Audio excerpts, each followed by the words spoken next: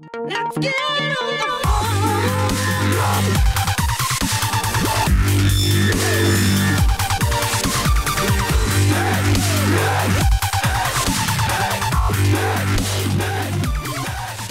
Welcome to StageX, a animation program created for virtual reality. It's actually really cheap, this program. It's currently £1.59, yeah. So actually pretty cheap considering what you get with it. This is the main interface. To be honest with you, they do need to work on it. There are a few things that they do need to work on. It's early access after all, but yeah, as you can see here, like here, these are projects that I've started working on. Can't really differentiate them.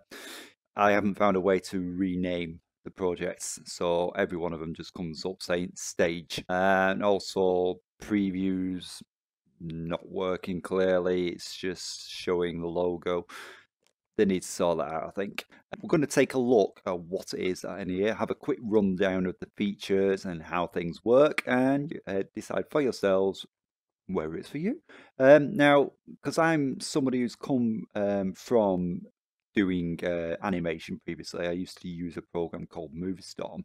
I have actually been out of the scene for a while, but I've been looking, especially since virtual reality is coming, I've been looking for ways to get back into it again, you know, really inspire me and get me excited again. And these kind of things really are doing it. So anyway, to StageX, let's quickly go through the features. So right, so here are my hands, blah blah blah. So I'm using this on my Rift. It is actually stated to be HTC Vive. They don't actually advertise the Rift, but I can tell you now it works superb on the Rift. So anyway, let's get on with it. So you can actually zoom in and out to the world. As you can see, a little logo icon thing appears there, which giving you an indication of what size you are. So that's real life size, you know, human size. You can go dog size, blah blah blah blah blah, elephant size, so and so forth. Now the way I'm doing that, I'm using my grip buttons, left and right grip, to zoom in. I'm actually spreading my arms out like that, so I can keep doing that. I can keep, you know, keep going, and that's as small as I can get in the world. And to zoom out, I do the same, but this time I'm pushing my hands in, so that'll really like take me out here, and I can go, you know, huge dinosaur scale. So yeah. To navigate around the world, I simply use my grip button. You can use it on either hand, and what I do is I just grab and I pull. And to turn around, I use both my grips and just move my hands, one hand forward, the other one backwards, and that rotates me around like that. Brilliant. Pulling up and down.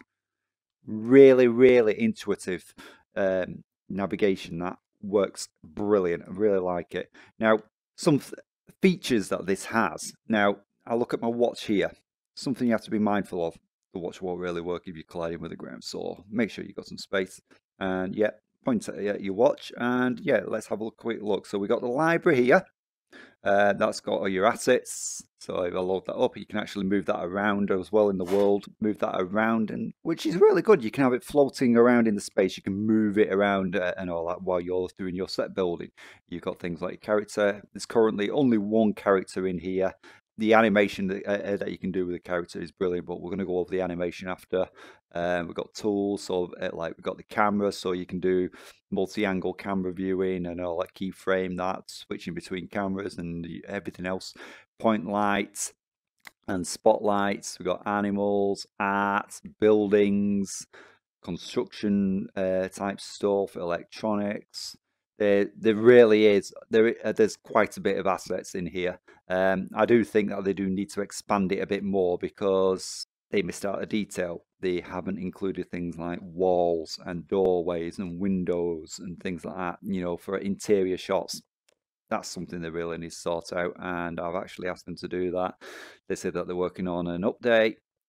I'm still waiting. Let's just hope that they get that sorted. But yeah, what we have at the moment, we got plenty of nature stuff, trees, we've got rocks, all different rock formations of which you can combine together. Shop stuff, so you can do shop interiors, street furniture. So yeah, lots of different things, vehicles as well. Now, all of these can be animated in different ways. Now, I say animated as in keyframe moved around sort of thing. So say if we load up the car, I'm going to grab the car, manipulate it a little bit. Let's move that out of the way. Right, so let's have a look at the police car. So you can see here, now it's sort of like sinking into the world here. So what I want to do, I'm going to go in settings and I'm going to set collide mode. There we go. It won't, no matter how hard I try. Oh, actually, no, I bugged it out there. But yeah, it'll now sit on the surface of the world, which is brilliant. It makes it easier for you to animate it as well. I can actually scale the object by grabbing it with two hands, and then I can pull my hands out, make it bigger, make it smaller by pushing my hands in, things like that, which is great. So obviously, that's the standard world scale. Got motorcycles, fire engines, all sorts of things. That's some of the assets you got. Now, looking at the settings again, snap transform and snap rotation. Now, by enabling them, that means it snaps it to the world, making it easier. Say you want to line things up in the grid, say you're doing like a street view type thing or street scene, you want houses to line up, then this will help. It makes it easier to align things, so to speak. Otherwise, you can turn them off. It gives you full freedom of movement, you know, to adjust things however you want. Got like a basic fog system, and it works quite well. So got clouding, fogging. I'm assuming that's like a heat wave effect sort of thing. Yeah. So yeah, so that'd be nice as a basic weather system. It'd be nice if they included rain. At this time they don't. Here we have the sunlight, which is the global lighting. This can be actually animated as well, keyframe. So if I grab hold of that and I turn it around, see what happens. There you go. Turns into night time. You can actually bring it down and up. You get sunrise. Really, really, really nice. There you go. You can see the moon over there. And yeah, and the sun over there. That's brilliant, that. And you can move the position of the sun. That will actually affect the lighting and the shadows in the world that you build. Now, terrain editor. This, I think, is really good. Now, we've got that surface tile. So what I'm going to do for that, I'm going to zoom out. So let's just imagine I've been building my world, lots of things going on. I'm running out of space. I click that. Left hand is turn red. I can add more tiles. Really expanding. Now, I'm not too sure if there are actually limits to how big you can actually do this. I've not seen any limits, but basically you can really make your world really expansive. Of course, that's going to become resource hungry and could affect performance depending on what computer you're running. But yeah, it's really nice to have that ability to really expand. Now, the other exciting part, the surface height editor. So this would allow you to build mountains. So my hands turn red again. I'm going to grab all the world and look, manipulate it. I love that. So I can make little mountains like that. Oh, that's a nice peak, that. I like that. But yeah, I love that. That really means you can really customize your world, get really creative, making mountains, craters. You can, if I push that down there,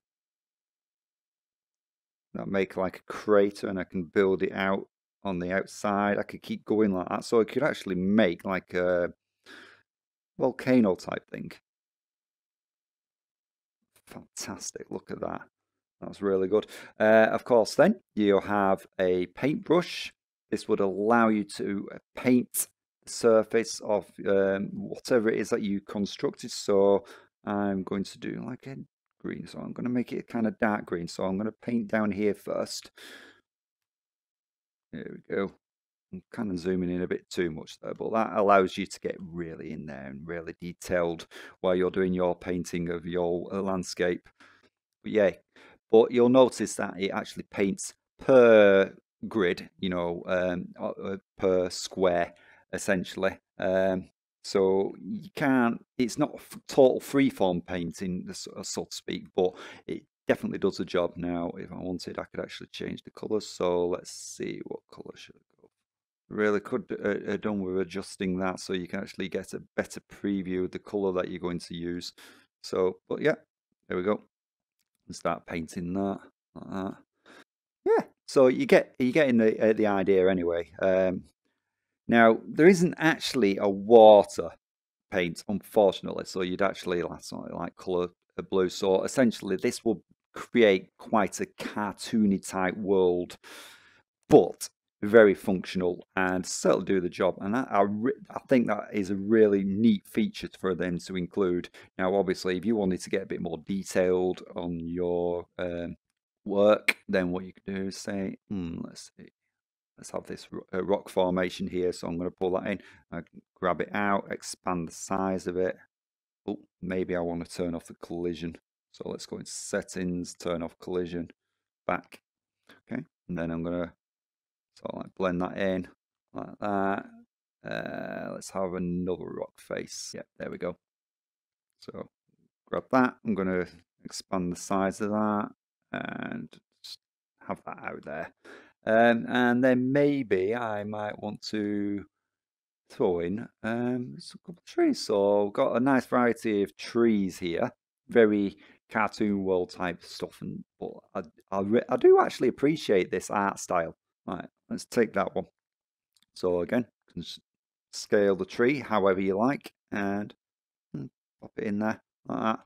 There we go, and really keep building up on that. I'm going to go up, and what I'd like to do now is just show you some of the basic animating. So what I'm going to do, put that in here and grab hold of them in there. It's a bit fiddly, if I'm honest, because if you at the base of the character here, that allows you to grab the whole character and manipulate him. So what I'm going to do, I'm going to place him down like that. Okay, now close that. Let's just pretend I've built all my scene and setting. I'm going to come back out of there. I'm going to go to my timeline. Now, quick overview of the timeline here. Here, got the play functions, you know, skip to next frame and skip from forward to end. That's the record as well for automatic keyframing, which is what that is there. Now, if I were to click that, that would automatically generate keys on whatever it is that I'm moving around in the world, and you can layer it all up, which is brilliant. Otherwise, what you could do is you can add keys each time at this point, starting off with a basic key for the character, and then you can add keys over time. However you like to animate, I think that's really good that you can do real-time animation, or you can do individual keyframing each time. Anyway, coming back to my character here, now it's got different parts here that it can grab. Now here you got your head, you got the torso, you can grab the feet. That's a little bit fiddly though, because you keep trying almost grabbing that sort of thing, which is a bit of a pain. Hands, so I'm going to grab his hands, because what I want to do is I'm going to like him to be sort of like looking like he's trying to climb the rock. So you see how easy this is, guys. I think that it's really, really, really good. I like that. Now his shoulders are a little bit out of place. That's where these nubs come in. So what you can do, grab them, and that's all like adjusts the twist on his shoulders, that, so you can get a more natural position. I'm going to zoom in a little bit here and move his feet like that, one foot like that, one like that. So yeah, it looks like he's trying to climb. So what I'm going to do is do a very simple animation with it. So I'm going to hit record, and I'm going to grab his torso, and I'm going to move him just a little bit. You know, he's struggling a little bit there. Right, so very simple animation there. So what I can do now, I can go back, play it back. Really, really simple to do. and you can actually layer up the animation. So I could move his hands around, I could record it again and move his hands around and things like that, really layering it up. Could do birds flying over, sort of thing. Now at the moment it's showing 100 frames. I can actually change that, so backspace, and I can put in as many frames as I like. So enter. So you can see now my timeline is now extended, so I can actually now put in more frames of animation. I can zoom in to the timeline or zoom out. So yeah, so that's zooming right in, so you can get really detailed on the keys and things like that. Yeah, so you can really get quite detailed on your animation for this program, and I think that is really good. Now here they've misspelt it. It's duplicate, so you can duplicate an object in the world. You could delete an object, so I'll just say I didn't like that tree. I'd hit the trash icon. It's gone. Export. Now that will export the animation to a movie file. Again, really good idea that. So actually, sorry, no, that one's the export the model, so that you can export it as an object, so a file or OBJ. This in the timeline, so I clicked that there. That would allow me to render the video file, whatever tool I'd like to use for animation. Yeah, so that in a nutshell is StageX. And for the money, sorry, something I forgot to point out, you got undo and redo, so I'm going to undo. That puts the tree back. Right, so yeah, that's StageX in a nutshell. Lots of possibilities, and from what I understand, you can import OBJ objects or models from any sources essentially. Now I haven't actually done that myself, but nice again to have that feature, and it's quite feature packed for the price of £1.59. Yeah, you get quite a bit. One thing at this time I am a little concerned about is that the devs, they started off being fantastically responsive, responding to feedback and requests and things like that, which was brilliant. They've gone quiet now in the last couple of weeks. They have said that they are working on an update. I really hope they are, because I've requested particles. I really like particles to have fire and other things like that, smoke. That would be brilliant, because at this time it doesn't have that, which I think is a shame and a missed opportunity. They get that in, that'd be brilliant. I just hope that they keep working on it, because I think that they really do need to try and sell this product more. They've got potentially a winner here, but they need to get it a bit more known, especially at the price they're selling it at. You can't go wrong with that. StageX, I mean, this is the evolution of animation for the indie producers, kind of like myself, and I find this kind of thing really exciting, and yeah, I really hope they expand on it. So anyway, this has been my general overview of StageX. We've got a quick look at the features and how some of the things work, and yeah, it's quite intuitive. My recommendations, I'd say check it out. For the money, you can't go wrong, it's cheap.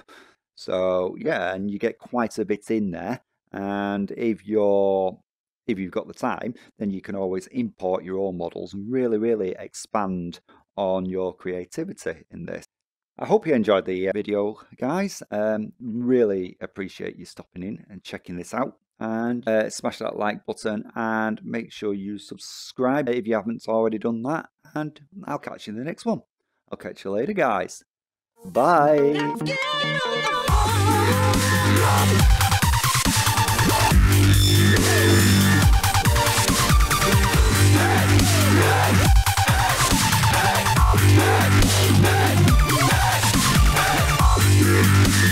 floor.